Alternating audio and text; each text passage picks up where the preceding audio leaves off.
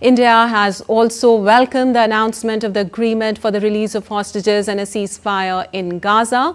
In a statement, External Affairs Ministry said, and I quote, "We hope this will lead to a safe and sustained supply of humanitarian assistance to the people of Gaza. We have consistently called for release of all hostages, ceasefire and return to a path of dialogue and diplomacy," unquote. And now we have Amrit Pal joining us for more on this on the phone line. Well, Amrit, the world leaders have been reacting to the historic ceasefire since the news came. Now India's MEA also gives its reaction. Tell us more on that. That's right. India has welcomed the release of the hostages and the ceasefire deal.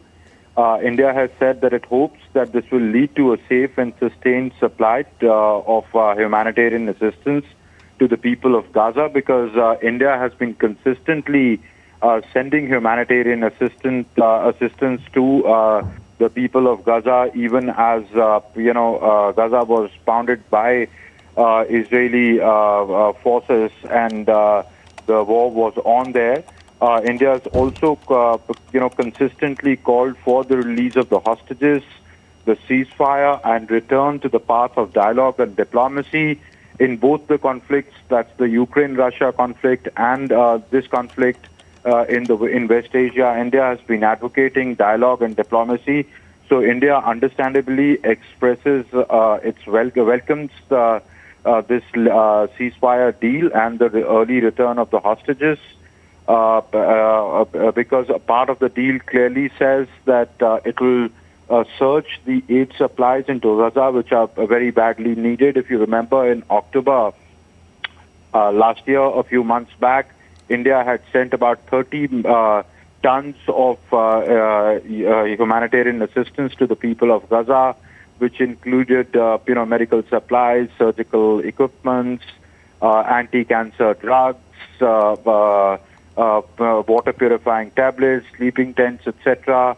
Earlier in the year also, and just after the conflict started, India had, sent similar supplies, 6.5 tons of medical supplies to them and 32 tons of assistance, humanitarian assistance. Then in July last year, India released the first installment of the $2.5 million of worth assistance to the UN RWA, or the UN Agency for Relief and Works, which is a multilateral agency which works there under the banner of the United Nations. So India has been consistently calling on both sides to see reason and halt the conflict. And now that this deal has been reached, or the announcement of the deal has been made, India understandably welcomes that. Lipakshi? Right, Amrit. Of course, India has been a strong advocate of dialogue and diplomacy and of humanitarian assistance to the people of Gaza. How do you see this moving forward now? How do we see the deal moving forward? Yes. Lipakshi? Okay. Oh, the deal is fraught with a lot of challenges.